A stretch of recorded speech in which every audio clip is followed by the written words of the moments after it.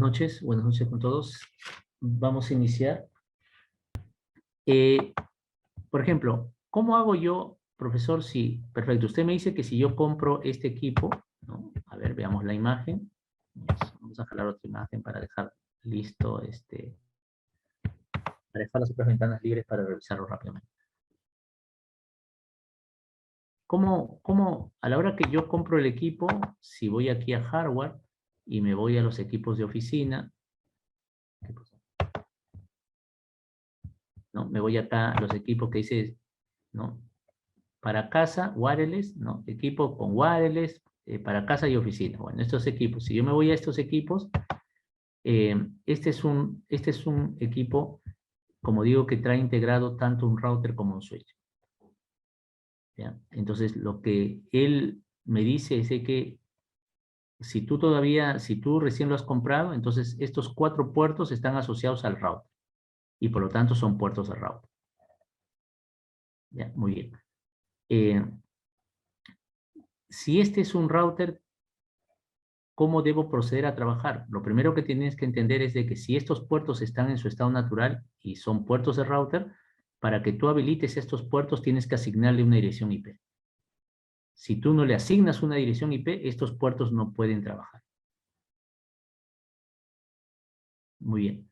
Lo segundo, cuando tú trabajas con un router, perfecto, todos los routers tienen una tabla que se llama tabla de enrutamiento, que es en donde se va a ver justamente una serie de valores que son súper importantes para que tú puedas entender todas las terminologías que están relacionadas con el router. Entonces, si yo ingreso, por ejemplo, a este equipo, yo me voy acá a IP y acá dice router. Si yo hago clic, esta es la tabla de enrutamiento. Perfecto, aquí es donde aparece el gateway. El gateway, acuérdate que es el IP del router, ¿no? Aparecen los segmentos de red que se han creado.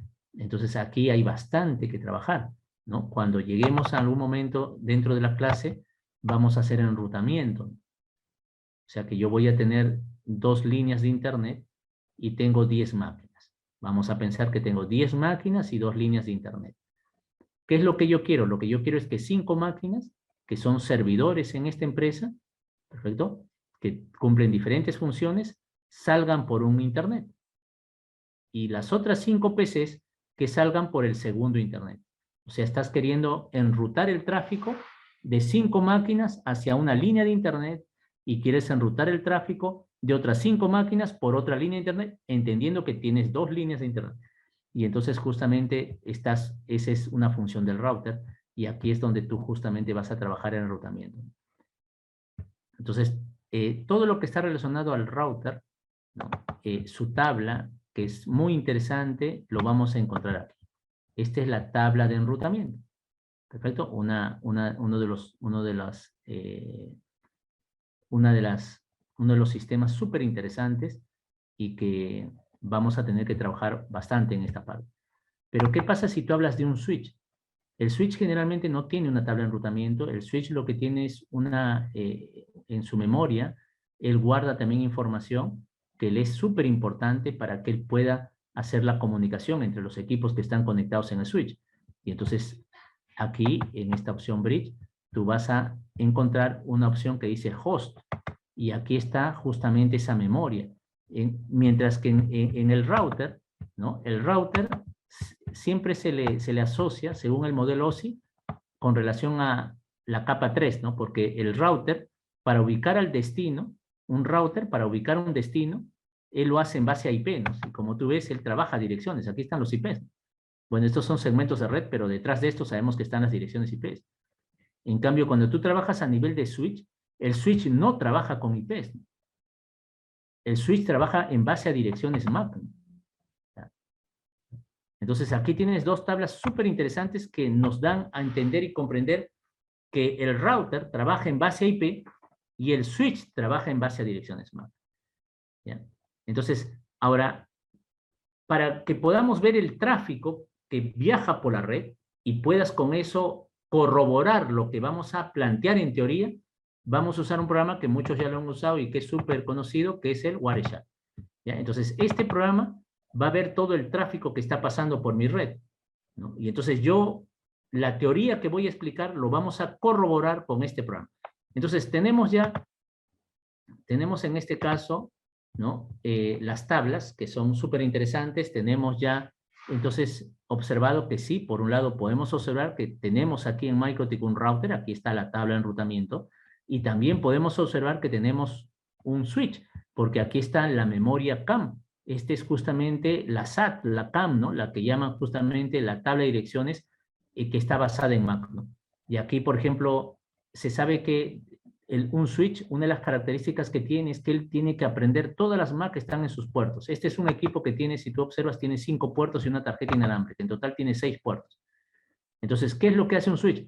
Lo que hace un switch, y dentro de las tareas que tiene, es averiguar las direcciones MAC de todos los equipos que estén conectados a su puerto. Por ejemplo, en este caso, mi máquina está conectado en el puerto 2. Mi máquina está aquí, por ejemplo, ¿no? O sea, mi máquina está en el puerto 2. Y en el puerto 3 yo tengo ahorita una cámara. ¿Ya? Entonces, ¿mi máquina tiene Mac? Claro que sí, mi máquina tiene Mac, ¿no? Si yo aquí pongo mi PC, ¿no? Si yo pongo aquí mi PC y pongo get Mac, entonces yo puedo ver, por ejemplo, que la dirección MAC de mi tarjeta de red de mi PC es esta. Si yo corro este software para que me jale, para que me vean los equipos que hay en la red, él me dice, encuentra una cámara. Bueno, este es un software que es de un fabricante y él encuentra solamente, él filtra todas las Mac y todos los equipos que son de esa marca, ¿no? Entonces él me dice, mira, acabo de encontrar una cámara y esa cámara tiene esta dirección MAC. Aquí está. ¿No? Entonces yo sé que esta tarjeta de red de esta cámara tiene esta MAC y sé que la tarjeta de red de mi laptop tiene esta MAC. Entonces, ¿cuál es la tarea de un switch? La tarea de un switch es averiguar esos datos, ¿no? Y por eso es que dentro del tema, dentro de uno de los temas que se tiene que tocar es justamente un tema que es un problema en las redes, que es lo que está relacionado al broadcast, ¿no? Y el broadcast lo que genera es justamente que las redes, en este caso, se degraden, o sea, su rendimiento cae en la red como consecuencia de una serie de factores que se dan en una red como esta que es Ethernet. Y entonces, ¿qué se hace para poder mejorar una red cuando se sabe que va a tener que enfrentar conforme va creciendo el problema de broadcast y una serie de factores más? Se generan las VLAN, ¿no? Entonces, uno de los temas que vamos a seguramente, o que vamos a, no seguramente, sino que vamos a tener que ver es las VLAN, y ya voy dando ese nombre. Pero bueno, no me salgo entonces del contexto. El switch, una de las características del switch, entonces, ¿cuál es? Es detectar las direcciones MAC de los equipos que están conectados en su puerto. Ya les digo, en el puerto 2 de este equipo MikroTik yo tengo mi PC y en el puerto 4 tengo una cámara. Y entonces yo tengo las MAC. Muy bien. Vamos entonces a la tabla de aquí. Esta es la tabla donde estaba. No, estas son las interfaces. Aquí está la tabla, ¿no? Entonces él aquí, si tú observas, él me dice, ¿no? Que en el puerto 2, ¿no? En el puerto 2, él encuentra esta dirección MAC, ¿no? Bueno, aquí, ¿no? El DE, ¿no? El DE, acuérdate que aquí hay, si jalo este gráfico, primero, esta es una tarjeta red, por lo tanto, este puerto debe tener su dirección MAC. Muy al margen de esto, la máquina que está conectada a ese puerto también tiene su tarjeta. Entonces, el switch debe detectar la MAC tanto de este puerto como también del equipo, ¿no? Y entonces aquí lo que él está haciendo es eso. El que dice DL es la MAC local, o sea, el puerto del mismo MikroTik. Y lo que dice DE es el puerto externo, o sea, del equipo que está conectado a ese puerto. Entonces, tengo que mirar lo externo, ¿no? Y entonces acá me dice, en el puerto 2 hay un equipo que está con esta MAC. Y en el puerto 4 hay un equipo externo que está con esta MAC. Si yo observo, ¿no? Aquí puedo ver que el que termina en 0F es mi computadora y perfecto, ya lo detectó. Y el D9 debe coincidir. Aquí está, D9. C4D9 es la cámara. C4D9. Entonces ahí te das cuenta justamente que sí, que el switch que esta tabla es una de las tablas súper importantes e interesantes, porque aquí se puede observar bastantes cosas. Y como digo, él tiene que ir aprendiendo información, y lo vamos a ir viendo aquí, pero para que podamos ver cómo viaja todo ese, cómo es que hace el switch para averiguar información, cómo hace la PC para que pueda averiguar la información, entonces nos vamos a jugar con este programa. ¿Ya? Entonces ahí jugaremos con este programa para que podamos justamente ver, ¿no?, lo que estamos queriendo, o lo que estamos haciendo, ¿no? Porque no se ve, uno, claro, en teoría uno lo cuenta, pero diríamos que aquí nos puede ayudar un poco, o bastante de repente, a poder saber qué es lo que está pasando cuando hay comunicación entre nuestros equipos y cómo eso interactúa justamente con esta tabla. Por otro lado, en el caso del switch, todo su trabajo lo hace en base a las direcciones MAC. Cuando tú quieres hacer una comunicación entre dos equipos que están en un switch, ellos todo lo hacen en base a la MAC. Acá tú no ves IPs, acá no hay IPs. No hay IPs aquí. Toda la búsqueda de información, o sea, cuando ellos van a ubicar a un destino, lo hacen en base a las direcciones MAC. Cada equipo debe tener una dirección MAC. Ahora, en cambio, cuando tú haces una comunicación a nivel de router, tú aquí ya la comunicación no se hace a nivel de MAC. Por eso es que acá tú no ves en ninguna de estas partes MAC.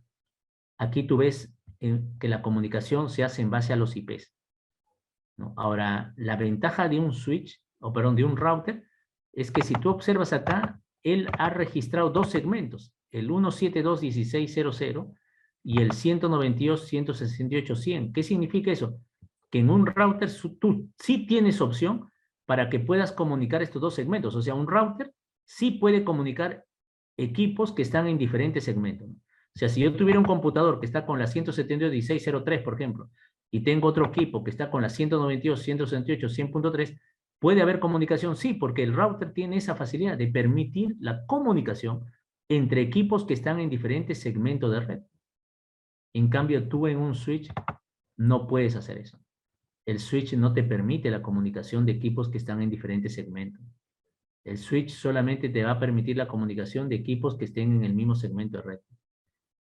Y entonces diríamos que, claro, ahora, ¿cuántos segmentos puedes tener? Bueno, en este caso, este equipo es un equipo que tiene 6 interfaces contando la inalámbrica. Y tú sabes que si tú estás trabajando con el router, o sea, si esto es router, no estás trabajando con funciones de switch, entonces tú podrías aquí, para habilitar estos puertos en un router, si es que lo tienes como router a MikroTik, entonces tú tienes que ponerle un IP a cada tarjeta, ¿no? Y entonces tú y tienen que ser de diferentes segmentos. Entonces yo acá podría tener 5 segmentos en la tabla de enrutamiento, ¿no? 5 segmentos porque tengo 5 puertos. O con la tarjeta inalámbrica podría tener 6. Y se podría comunicar entre ellos, sí, porque el router permite la comunicación entre los diferentes segmentos, ¿no?